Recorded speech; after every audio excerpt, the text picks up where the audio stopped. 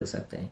सबसे पहला काम तो आप ये कीजिए कि अपने बच्चों के लिए, अगर बच्चा 3 साल का हो गया है आपका, तो उसके लिए हर चीज़ मुहैया आप ना करें। इसका मतलब क्या है कि छोटे छोटे काम उससे करवाना शुरू कर दीजिए। ये नहीं कि every time you are protecting, every time जो भी बच्चा बोल रहा है आप जी जी यस बॉस करके आप जो है वो सुन रहे हैं उसकी बात और हर बात उसकी मान रहे हैं। चेक कीजिए कौन कौन से काम हैं छोटे छोटे जो वो खुद कर सकता है। मिसाल के तौर पे अगर वो टॉयज से जो है वो खेल के जब वो फारिग हो, तो अब ये छोटा सा काम है, आप उसको बजाय किसी मैट को कहें, किसी काम वाली बाजी को कहें कि जी ये टॉय समेट दीजिए, बच्चे ने फैला दिए हैं, आप उन पे भी रहम कीजिए।